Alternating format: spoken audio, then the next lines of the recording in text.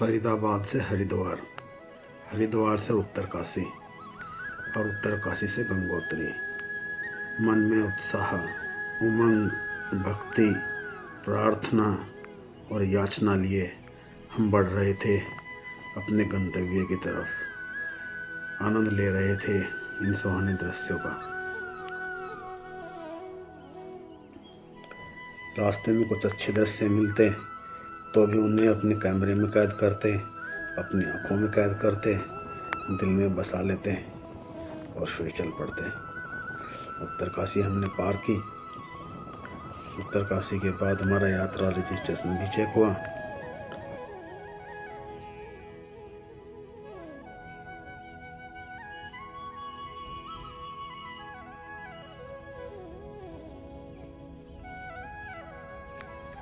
Plan कुछ ऐसा था कि हम लोग सोच रहे थे गंगोत्री से कोई 10 या 12 किलोमीटर पहले बस रुके, जिससे कि हम अगले दिन गंगोत्री सुबह सुबह पहुंच जाए और अपनी यात्रा का पूरा सदुपयोग करें।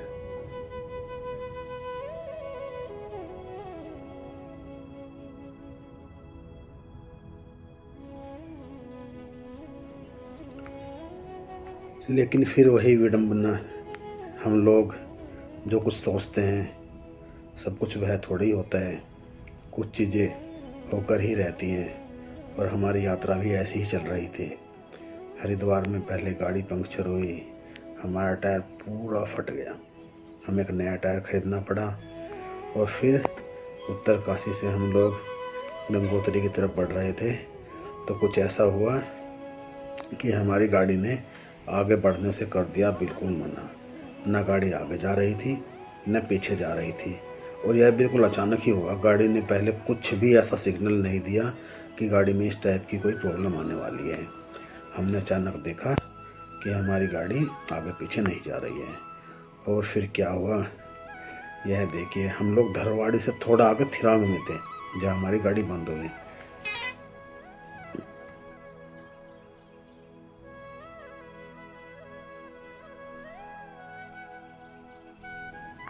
फिर हमने किसी तरह लोकल मैकेनिक से कांटेक्ट किया जो थिरांग से हमारी गाड़ी को वापस टो करके लेकर आए धरवाड़ी में। शाम के कोई 5:15 बजे के आसपास ऐसा हुआ था और हम लोगों को फिर रात बितानी पड़ी धरवाड़ी में। अगले दिन भी सुबह नहीं बल्कि दोपहर के बाद 2 बजे के आसपास हमारी गाड़ी मिली। बहुत समय बर्बाद हुआ। एक बार को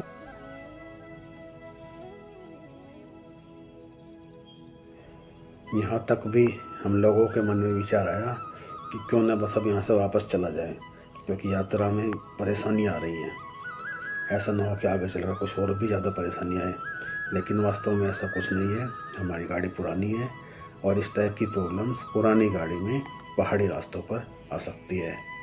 खैर 2:30 बजे के आसपास हमने अपनी यात्रा दोबारा शुरू की धरवाड़ी से गंगोत्री की तरफ। जैसा कि हमारा प्लान था, हम लोग रास्ते में रुकते हुए और सभी छोटे छोटे मंदिरों के दर्शन करते हुए जाते, वैसा नहीं हो सका क्योंकि हम पहले ही बहुत ज़्यादा लेट हो चुके थे और गंगोत्री पहुँचते पहुँचते हमें बज चुके थे 5:30 के आसपास। हमने अपने जेमियन में चेक इन किया, बहुत ही अच्छा आवास है, और आधा पौना घंटा आराम करने के बाद हम आ गए माँ गंगोत्री धाम पर। माँ गंगा की धारा आरती में शामिल हुए, खूब आनंद लिया। बहुत ही अच्छा माहौल है, भक्तिमय माहौल है, इसका वर्णन करना बहुत मुश्किल है। समय हमारे पास बहुत कम है, हमारा बहुत सा समय धरवाड़ी में गाड़ी के कारण खराब हुआ है।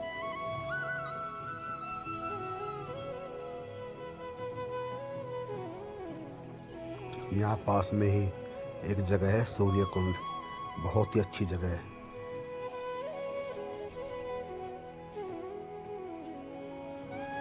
सूर्य कुंड के भी दर्शन करने हैं और उसके बाद यहाँ पर आरती होती है माँ के मूर्त स्वरूप की। शाम को 7:30 के आसपास उसमें भी आकर हमें सम्मिलित होना है।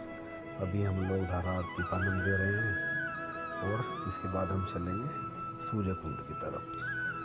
अब जो भी समय हमारे पास है उसी का हमें सदुपयोग करना है, इसके अलावा तो कोई विकल्प है ही नहीं।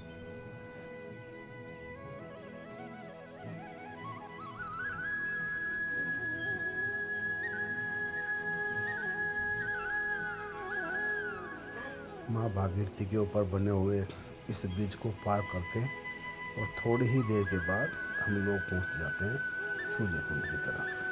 यह कोई इतना ज़्यादा लंबा ट्रैक नहीं है। हम लोग नंगे पैर चल रहे हैं और पैरों के नीचे ऐसा लग रहा है कि जैसे बर्फ़ पड़ी हो, जैसे कि हम बर्फ़ की सिल्ली के ऊपर से चल कर जा रहे हो। बहुत ठंडा फर्श है।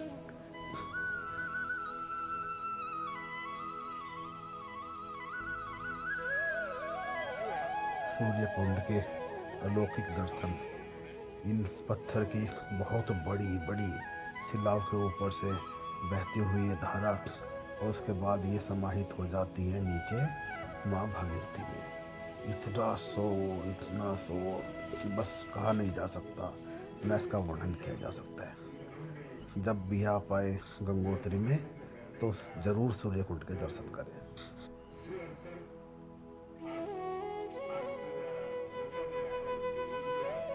बस दौड़ते भागते हम लोगों ने दर्शन किए सूर्य कुंड के और फिर हम वापस दौड़े मंदिर प्रांगण की तरफ, क्योंकि अब यहाँ होनी है माँ के मूर्त रूप की आरती। बहुत भीड़ है, बहुत ज़्यादा भीड़ है, आप लोग देख सकते हैं। 97 में जब हम लोग कभी आए थे तब मंदिर के चारों तरफ यहाँ ये इतने निर्माण नहीं थे, बस एक यह मंदिर था और चबूतरा था। खैर समय के साथ साथ आवश्यकता तो पड़ती है, अब यहाँ यात्री भी तो इतने ज़्यादा हैं और जब कि हम बात कर रहे हैं तब हमारे साथ मुश्किल से कोई 40-50-100 यात्री यहाँ पर होंगे। आज इतने यात्री हैं, इतने सारे यात्रियों को स्थान देने के लिए भवनों की जरूरत तो है ही, जो निर्माण कार्य तो होने ही थे और हुए।